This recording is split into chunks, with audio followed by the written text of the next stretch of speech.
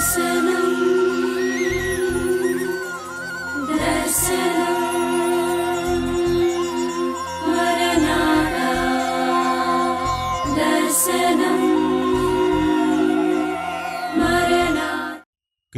శరీరమందు శ్రమపడెను గనుక మీరును అట్టి మనుషును ఆయుధముగా ధరించుకొనిడి.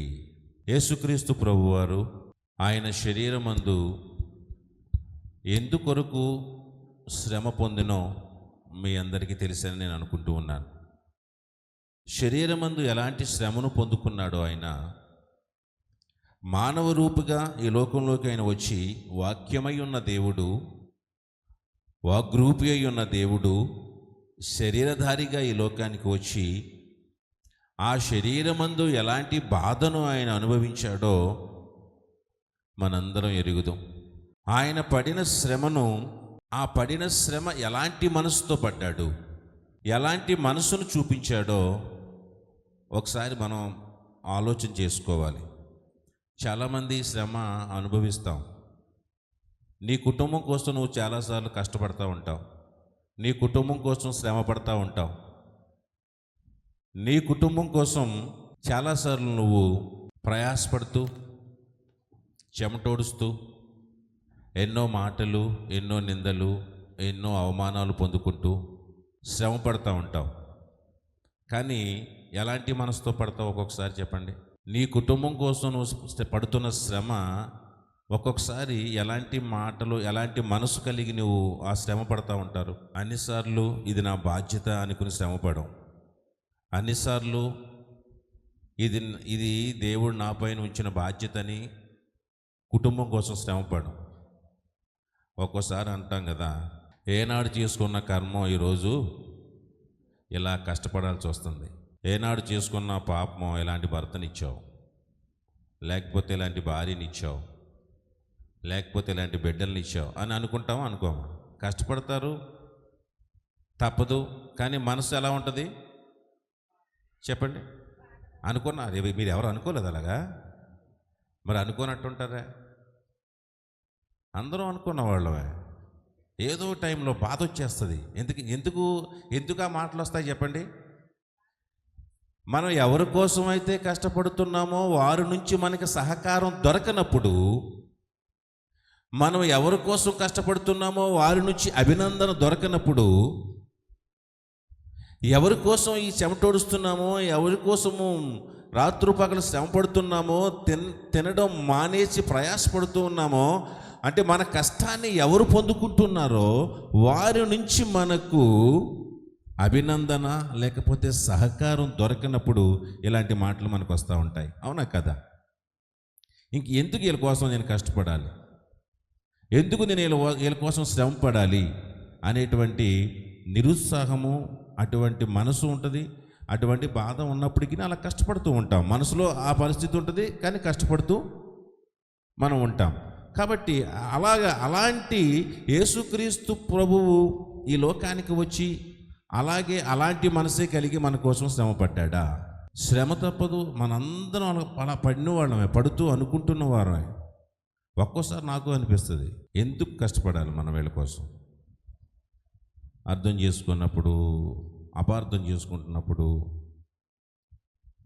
ఎందుకు వీళ్ళ కోసం కన్నీరుగా ప్రార్థన చేయాలి? ఎందుకు వీళ్ళ కోసం ఉపవాసాలను ప్రార్థన చేయాలి? ఎందుకు వీళ్ళ కోసం వీళ్ళ యోగక్షేమాల కొరకు అస్తమానం ఆలోచిస్తూ బుర్రపాటు చేసుకోవాలి అనిపిస్తూ ఉంటుంది. కానీ సహజం మనుషులందరూ కూడా. కానీ దేవుడైతే ఎలాంటి మనసు కలిగి మనల్ని ప్రేమించలేదు, ఎలాంటి మనసు కలిగి శ్రమ పడలేదు. మన కొరకు శ్రమ పడుతున్నప్పుడు ఆయన ఎలాంటి మనసు కలిగి ఉన్నాడంటే, వీళ్ళు నా పిల్లలు అని శ్రమ పడుతూ ఉన్నాడు, నిందపడుతూ ఉన్నాడు. ఏమనుకుంటున్నాడంటే, ఆ నింద నా బిడ్డల మీద పడకూడదు, నా మీద పడినా పర్వాలేదు అన్నట్టుగా శ్రమ పడుతూ ఉన్నాడు. ఆయన మోస్తున్న ప్రతి బరువు, ఆ బరువును నా పిల్లలు మోయకూడదు, అది నేను మోయాలి. ఎందుకంటే ఈ బరువుని నా బిడ్డలు మోయలేరు, ఈ శ్రమలు నా పిల్లలు పడలేరు. నేను పడతా, నేను పడగలను, నేను భరిస్తా. 2, ఏమనుకుంటున్నాడండి? ఎలాంటి మనసు ఉందంటే దేవుడికి, ఈ బాధ్యత నాకు నా తండ్రి అప్పగించాడు, నా తండ్రి చెప్పిన పని కోసం నేను ఈ మాటలు పడుతూ ఉన్నాను. ఎందుకు దేవుడు యేసుక్రీస్తు ప్రభు వారి లోకంకి వచ్చి ఎందుకు ఇన్ని మాటలు నిందలు పడుతూ ఉన్నాడంటే, ఆయనకి తండ్రి ఈ పనిని అప్పగించాడు, ఈ పనిని నెరవేర్చమని తండ్రి చెప్పాడు. కాబట్టి కుమారుడైన ప్రభువు దాన్ని చేస్తూ ఉన్నాడు. ఒక్కోసారి అదే ఆదరణ, ఇదే మాట, ఇదే మనసు నాకు కూడా ఓదార్పునిస్తూ ఉంటుంది. ఒక్కోసారి ఎందుకు కష్టపడాలి, ఒక్కోసారి ఎందుకు ఇంత ఇంత ఇంత బుర్రపాడు చేసుకుని ఆలోచించి నిద్ర లేకుండా ఎందుకు నేను వీళ్ళ కోసం ఆలోచించాలి అనుకున్నప్పుడు అనిపిస్తుంది, ఈ పని మనకి ఎవరు అప్పగించారు? యేసుక్రీస్తు ప్రభువారు మనకి ఈ పనిని అప్పగించాడు. కాబట్టి నేను ఇది చెయ్యాలి. హల్లెలూయా. దేవుడు అప్పగించిన పనిని మనం చెయ్యాలి. కాబట్టి ఆయన పనివారమై మనం ఉన్నాం. కాబట్టి ఖచ్చితంగా తండ్రి కోరికను నెరవేర్చడం కొరకు మనం ఈ శ్రమను మనము పడాలి అని ఆనాడు యేసుక్రీస్తు ప్రభు అదే చేసినట్లుగా మనము కూడా అంటాడు కదా. మనకు కూడా ఎలాంటి మనసు ఉండాలి? ఎలాంటి మనసు ఉండాలండి? ఈ పనిని ఎవరు అప్పగించారు మనకి? దేవుడు నాకు అప్పగించాడు అని నువ్వు అనుకున్నప్పుడే అది ఎంత శ్రమ అయినా నువ్వు పడతావు. ఈ భర్తను నాకు దేవుడిచ్చాడు అని నువ్వు అనుకున్నావు అనుకోండి, ఇప్పుడు ఏం చేస్తావు? భర్త వల్ల నీకు సుఖం లేదు, లేకపోతే పిల్లల వల్ల సుఖం లేదు. లేనప్పుడు ఈ పిల్లల్ని దేవుడు నాకు ఇచ్చాడు అని నువ్వు అనుకున్నావు అనుకోండి, ఏం చేస్తావు? నువ్వు భరిస్తావు. ఎలాంటి మనసుతో? యేసుక్రీస్తు ప్రభు ఎలాంటి మనసుతోనైతే నిన్ను నీ పాపాన్ని కొరకు పడడం శిక్షను భరించాడో, అలాగే నీ పిల్లల కొరకు కూడా అలాంటి మనసుతోనే నువ్వు ఆ శ్రమను భరించాలి.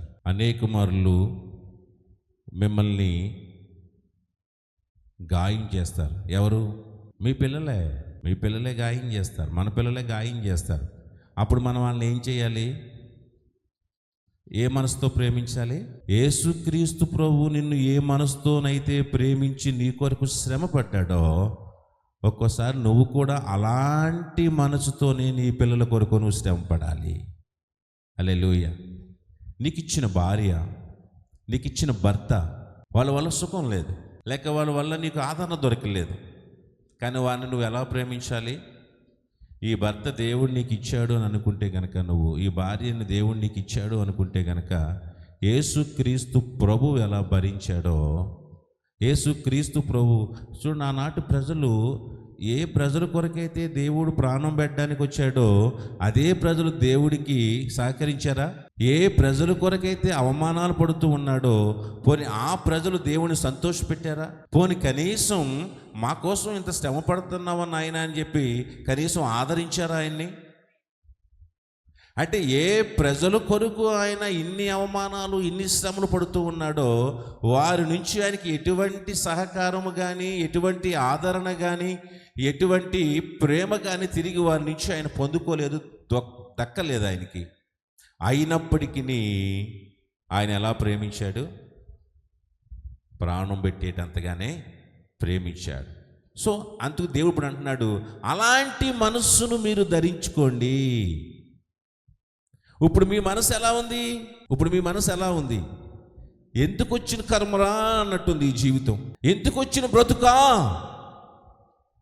నేను ఇంక ఎవరి కోసం ఎందుకింత కష్టపడాలి? ఎవరి కోసం నేను కష్టపడి దాయాలి? ఎవరి కోసం కష్టపడి నేను ఎవరిని పెంచాలి? అది జీవితం ఎందుకు ఇచ్చావు దేవుడా అనుకున్న వాళ్ళు ఉన్నారా లేరా? ఇక్కడ ఏదో సందర్భంలో, ఎక్కడో పరిస్థితిలో, ఏదో చోట ఎందుకురా బాబు ఈ జీవితం అనిపించింది ఎన్నిసార్లు. ఎందుకనంటే ఆ పరిస్థితులను బట్టి అటువంటి విరక్తి కలిగింది మనకి.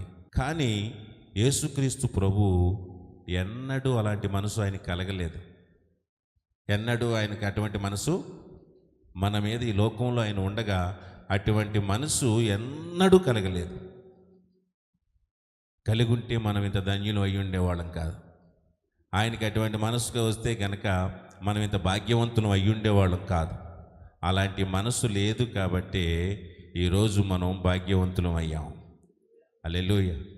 మీరు గట్టిగా హల్లెలూయా చెప్తే ఉన్న ఒక మేలు 2 మేలు చెప్తాను. ఒకటి, దేవుడికి మహిమ కలుగుతుంది. రెండోది, పడుకున్న వాళ్ళు లేస్తారండి, వాళ్ళను కూడా వాక్యం వినిపించిన వాళ్ళు అవుతారు. గట్టిగా చెప్పండి, ఇంకా గట్టిగా చెప్పండి. మధ్య మధ్యలో కూడా అలా చెప్తూ ఉండండి. ఎందుకంటే దేవుడికి మహిమ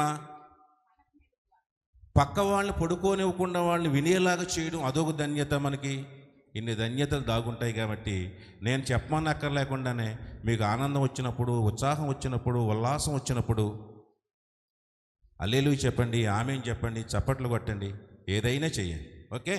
సో అట్టి మనసును ఈరోజు అప్పుడు అన్నాడు దేవుడు, అలాంటి ఆ దేవుడికి, యేసుక్రీస్తు ప్రభువుకి అలాంటి మనసు ఉండడం చేత ఈరోజు మనం ధన్యులం అయ్యాము. అంటే అదే మనస్సును నీవు ఈరోజు ధరించుకుంటే నీ బిడ్డలు ధన్యులవుతారు, నీ కుటుంబము ధన్యమైన కుటుంబం అవుతుంది. కాబట్టి అటువంటి క్రీస్తు యేసుకు కలిగిన ఆ మనస్సును నువ్వు ధరించుకుని ఉంటే ఈరోజు నిన్ను శ్రమ పెడుతున్న బిడ్డలు ఒకరోజు ధన్యులవుతారు. ఈరోజు ఎవరి వల్ల నిన్ను శ్రమ పెడుతూ ఉన్నారో, వాళ్ళని నీవు ఓర్చుకుంటూ ఉన్నావో, క్రీస్తు ప్రభువు కలిగిన మనసును నీవు ధరించుకుని ఉన్నావో, ఒకరోజు నీ భర్త ధన్యుడవుతాడు, ఒకరోజు నీ భార్య ధన్యులవుతుంది, ఒక రోజుకి నీ బిడ్డలు ధన్యులవుతారు. హల్లెలూయా. ఇది సత్యం. యేసుక్రీస్తు ప్రభువు అలాంటి మనసును కలిగి ఉన్నాడు కాబట్టే కదా మనం భాగ్యవంతులం అయ్యాం. ఆయన వీళ్ళతో నాకెందుకు, వీళ్ళ కోసం కదా నేను వచ్చాను. ఎంత భాగ్యం వదిలిపెట్టుకున్నాడు దేవుడు, ఎంత భాగ్యం అండి అది. పరలోకమందు తండ్రితో సింహాసనం మీద కూర్చోవలసినటువంటి అవకాశాన్ని పరమందు నిత్యము వేవేల దూతలతో పరిశుద్ధుడు పరిశుద్ధుడు పరిశుద్ధుడు పరిశుద్ధుడు అని నిత్యము వేవేల దూతలతో ప్రతిగానములు చేయబడుచున్న దేవుడు దాన్ని విడిపించుకుని ఇక్కడికి దాన్ని వదులుకుని ఇక్కడికి వచ్చాడంటే, ఇక్కడ ఏమన్నా ఎవడైనా నిత్యము ఆయన స్తుతించాడు ఈ లోకంలో ఆయన ఉంటే? ఆయన కోసం శ్రమ పడుతుంటే ఆయన ఏం చేశారు? స్తుతులకు బదులు నిందలు వచ్చాయి. అక్కడేమో స్తుతింపబడేవాడు, ఇక్కడేమో నిందింపబడుతూ ఉన్నాడు. ఎవరి కోసం వచ్చాడో, ఎవరి కోసం శ్రమ పడుతూ ఉన్నాడో వారి నుంచి ఆదరణ దక్కలేదు. అయినా ఇది నాకెందుకు అని చెప్పి, ఈ దిక్కుమాలిన పని నాకెందుకు, వీళ్ళ కోసం నాకెందుకని అనుకోలేదు. కాబట్టి మనం ధన్యులం అయినట్లే అలాంటి మనసుని నీవు ధరించుకుని ఈరోజు కనుక ఏ విషయంలో నువ్వు శ్రమ పడుతున్నావో, ఏ విషయంలో నువ్వు నిందించబడుతున్నావో, ఎవరిని బట్టి నీవు గాయపరచబడుతూ ఉన్నావో, వారి పట్ల నీవు కూడా ఈ క్రీస్తు ప్రేమ లాంటి ప్రేమను నువ్వు ధరించుకుని ఉంటే కనుక వాళ్ళు కూడా ధన్యులవుతారు. ఈరోజు నేను ధన్యుడిని గర్వంగా చెప్పుకోగలను. ఎందుకు ధన్యుడిని చెప్పనా? ఈ ప్రభువుని కలిగి ఉన్నందున నేను ధన్యుణ్ణి. ఈరోజు నేను ఇట్టి స్థితిలో ఉన్నందున రక్షకుడైన దేవుణ్ణి, ఆదరించే దేవుణ్ణి, పోషించే దేవుణ్ణి, నా కాపరి అయిన దేవుణ్ణి నేను కలిగి ఉన్నందున ధన్యుణ్ణి. నేను ఇట్టి ధన్యుణ్ణి కావడానికి గల కారణం, నా తల్లికి నన్ను దేవుడిస్తే నా వల్ల నా తల్లికి నిందలు, అవమానాలు, శ్రమలు, మాటలు, మనశ్శాంతి లేని పరిస్థితి, నెమ్మది లేని పరిస్థితులు ఎన్నో ఎదుర్కొంది. అయినా సరే ఇలాంటి వాడు నాకు ఎందుకు అనుకోకుండా ఈ బిడ్డని దేవుడు నాకు ఇచ్చాడు అనుకుని నా కొరకు ఓర్చుకుని, యేసుక్రీస్తు ప్రభు తన బిడ్డల మీద అలాంటి ప్రేమ కలిగి ఓర్చుకున్నాడో, నన్ను కన్న తల్లి కూడా అలాంటి మనసునే కలిగి ఉంది. కాబట్టి ఈరోజు నేనేమయ్యాను? ధన్యుణ్ణయ్యాను. అలాంటి మనసు కలిగి నా కోసం ప్రార్థన చేసేది, కన్నీరు విడిచేది, ఉపవాసాలు ఉండేది. ఆడు ఎలా పోతే నాకెందుకు? మనం అనుకుంటాం ఒకసారి మన పిల్లలకు చిరాకు వచ్చినప్పుడు ఆడు ఎలా పోతే నాకెందుకు, పోనీ సావని ఆడు బతుకారు, సావని ఎలా చేస్తా, పోతే ఎటు పోతే నాకు అనుకున్నారా? అనుకోలేదా? బోళ్ళు సార్లు అనుకుంటాం. అనుకుంది మా అమ్మ అనుకుని ఉంటుంది ఒక్కోసారి. కానీ మరలా ఏ ప్రేమను ధరించుకుంది మళ్ళీని? అది ఉంటుంది మనకి. ఏ మనసు? అది ఎలా పోతే నాకు ఎందుకైనా మనసు ఉంటుంది. కానీ మళ్ళీ దాని మీద ఏం ధరించుకోవాలి? మనం ఏం ధరించుకోవాలి? క్రీస్తు ప్రేమను ధరించుకోవాలి, మనం వేసుకోవాలి, మళ్ళీ దాన్ని వేసుకోవాలి. దాన్ని తీసి చొక్కాలాగా పక్కనెట్టేసామనుకోండి, ఉపయోగం ఏముండదు. ఒక్కోసారి కొంతమంది ఆ క్రీస్తు ప్రేమను ధరించుకోరు, ఇతరుల పట్ల, పరుల పట్ల, కేవలం ఒక్కోసారి దేవుడు నీకు ఇచ్చినటువంటి కుటుంబం పట్లే అటువంటి మనసును, క్రీస్తు మనసును ధరించుకొని వారు బోళ్ళు మంది ఉంటారు. ఒక ఉదాహరణ, నేను ఒక కమ్యూనిస్ట్ లీడర్ అమెరికా దేశంలో, ఈ కమ్యూనిస్ట్ లీడర్లో ఆయన పెద్ద ఆయన, నేను లెనిన్ అనుకుంటున్నాను, ఒకరు కాకపోతే వేరే పేరు అయ్యి ఉండొచ్చు. ఆయన ఒకప్పుడు సండే స్కూల్కి వెళ్ళేవాడంట. సండే స్కూల్కి వెళ్ళి ఎలాంటోడంటే మహా తుంటరోడు.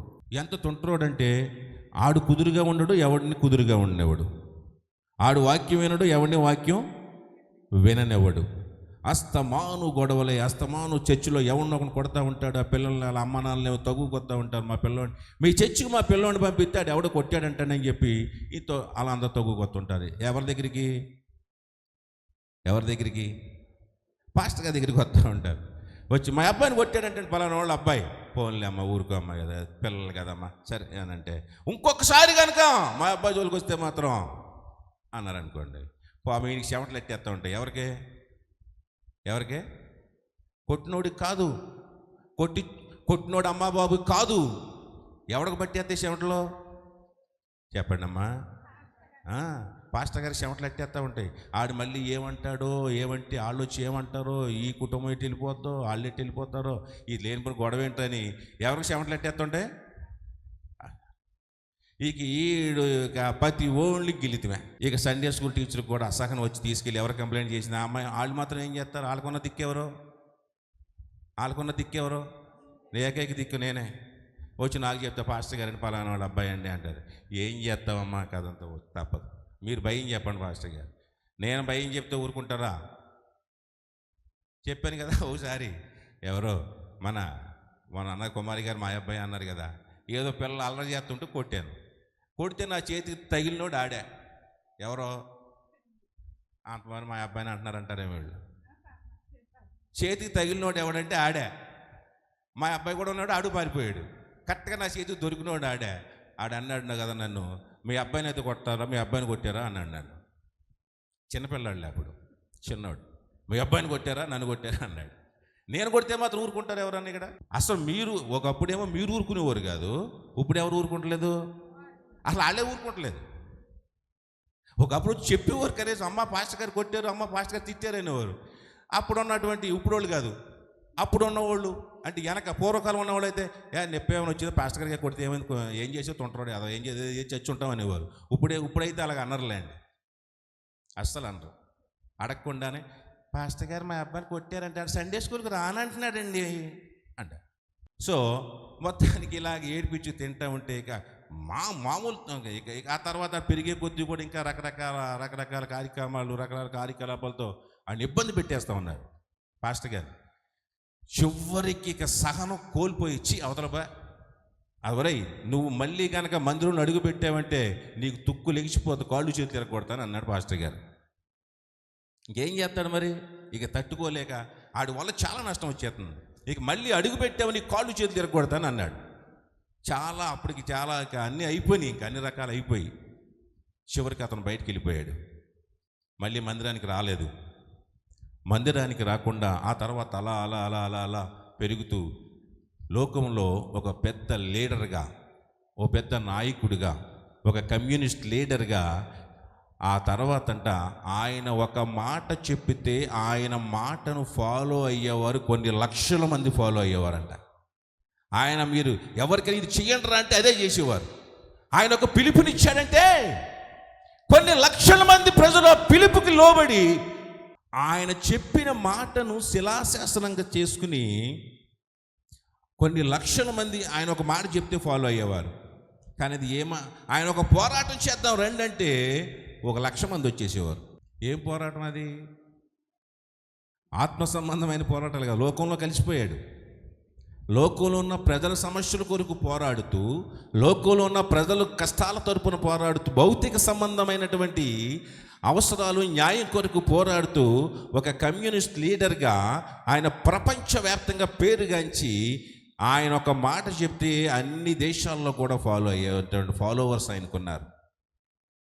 అప్పుడు అంటాడు కదా, అప్పుడు అనుకున్నాడు ఆ సేవకుడు, ఒకవేళ ఇంతటి మాటకారి, ఇంతటి నైపుణ్యము, ఇంతటి జ్ఞానము ఉన్నటి, ఇంతటి ప్రజలను ప్రభావితం చేయగలిగినటువంటి మాటకారితనము, జ్ఞానము, వివేకం కలిగిన ఇలాంటి వాడిని ఆ రోజే నేను చర్చిలో ఓర్చుకుని వాడి మీద క్రీస్తు ప్రేమ అదే ఇంకా చూపించి, ఇంకా వాడిని బయటికి ఆ రోజు పోరా అనకుండా దగ్గరే పెట్టుకుని వాడిని గనక నేను సరి చేసుకుని వాడిని గనక దేవుడి కొరకే పెంచగలిగితే ఈరోజు వాడు ఒక సేవకుడయ్యి ఒక మాట పిలుపునిస్తే కొన్ని లక్షల మంది ప్రజలు దేవుని మాటను వినడానికి వచ్చి ఉండేవారు కదా అని చెప్పి ఆ సేవకుడు అనుకున్నాడంట.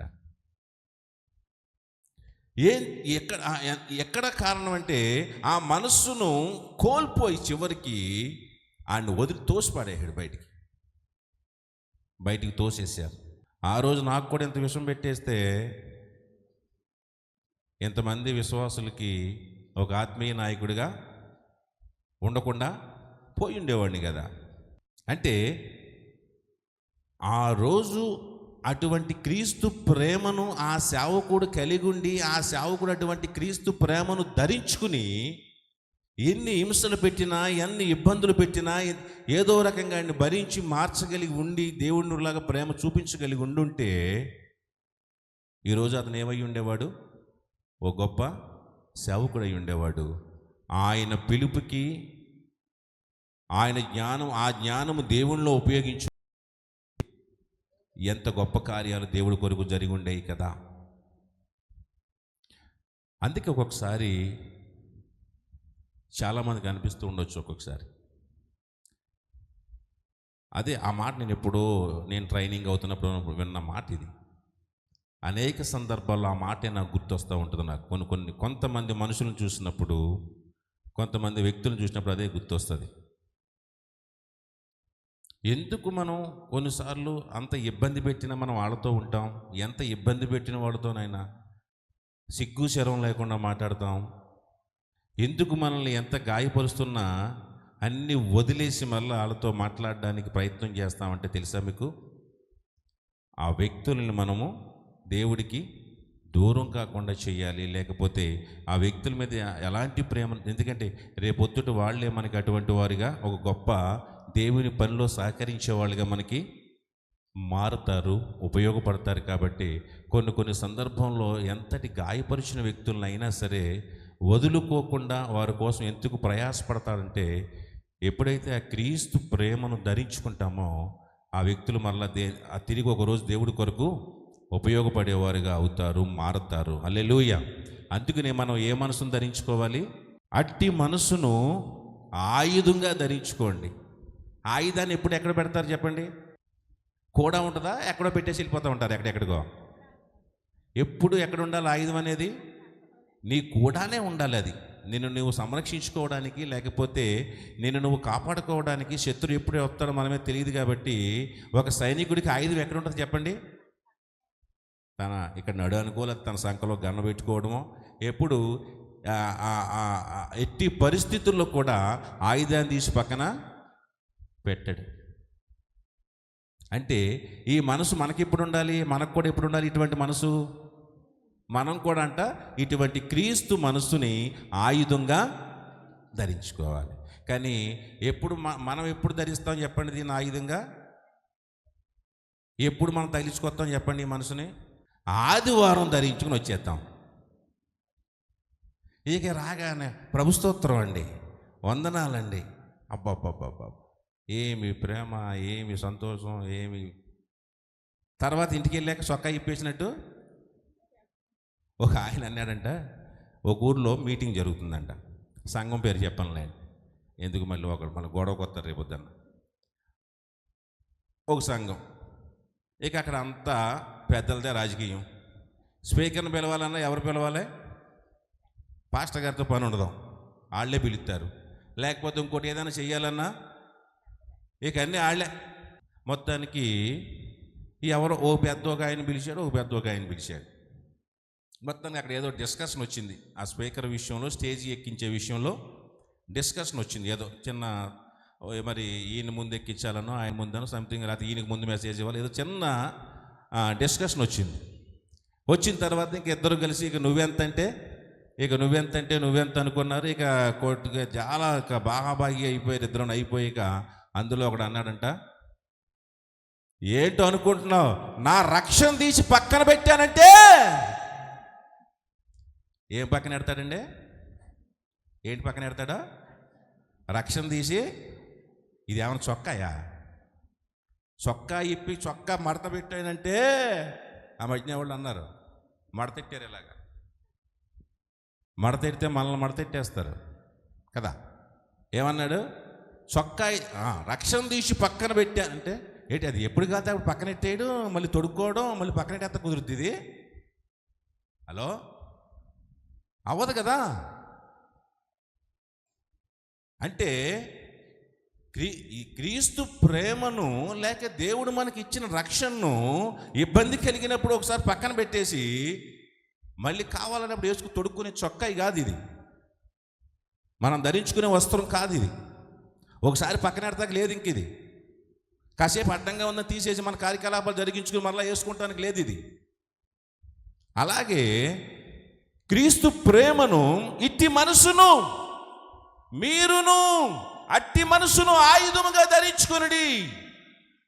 ఎప్పుడు తీస్తామంటే తీస్తే పడుకున్నప్పుడు మాత్రమే ఆయుధాన్ని పక్కన పెడతాం. నువ్వు బ్రతికున్న, నువ్వు లేచి, నువ్వు ఊపిరి ఉన్నంత వరకు, నీవు స్పృహలో ఉన్నంత వరకు నువ్వు ఎవరితో మాట్లాడుతున్నా, ఎక్కడికి వెళ్ళినా, ఏం చేస్తున్నా, ఏ ఆయుధం ఉండాలి నీ దగ్గర? క్రీస్తు ఎలాగైతే శ్రమపడ్డాడో, ఎట్టి మనసుతో అయితే ఆయన శ్రమపడ్డాడో, అలాంటి మనసును నువ్వు ఆయుధంగా నిరంతరము నువ్వు ధరించుకుని ఉండవలసిన వాడవై ఉన్నావని ప్రభు పేరిట మీకు మనం చేస్తూ ఉన్నాను. నా ప్రియమైన దేవుని పిల్లలారా, క్రీస్తు శరీరమందు శ్రమపడిన గనుక మీరును అట్టి మనసును ఆయుధంగా ధరించుకోండి. ఈరోజు అనేక మంది ప్రజలు మార్పు చెందాలి అంటే, అనేక మంది ప్రజలు ధన్యులు కావాలి అంటే, నీ కుటుంబంలో ఉన్న ఒక్కొక్కసారి నీ పిల్లల పట్లే, దేవుడికి ఇచ్చిన కుటుంబం పట్లే, దేవుడికి ఇచ్చిన సంఘం పట్ల, దేవుడికి ఇచ్చిన తోటి విశ్వాస పట్ల, దేవుడికి ఇచ్చిన స్నేహితుల పట్ల ఇటువంటి మనసును నువ్వు కలిగి లేకపోతే వాళ్ళని మనం దూరం చేసుకుంటాం. మనకు మాత్రమే దూరం కాదు, చివరికి ఎవరికి దూరం అవుతారు? వాళ్ళు దేవుడికి దూరం అయిపోతారు. వారు దేవుడికి దూరం కాకుండా ఉండాలంటే అటువంటి యేసుక్రీస్తు ప్రభు కలిగిన మనసును మనము ధరించుకుని ఉండాలని చెప్పి మీకు మనవి చేస్తా ఉన్నాను. అందుకే మనకి పేతురు రాసినటువంటి మన ఇదే పత్రికలో మొదటి అధ్యాయంలో కూడా మనం ఈ మాటను మనం చూసాం. చూడండి, పేతురు 2:24 చూడండి. మనము పాపముల విషయమై చనిపోయి నీతి విషయమై జీవించినట్లు ఆయన తానే తన శరీరమందు మన పాపములను మ్రాని మీద మోసుకొనెను. ఆయన పొందిన గాయముల చేత మీరు స్వస్థత నొందిరు. చాలమ్మా, చూసారా? ఒక వ్యక్తి ఈరోజు మనకు స్వస్థత ఎలా వచ్చిందండి?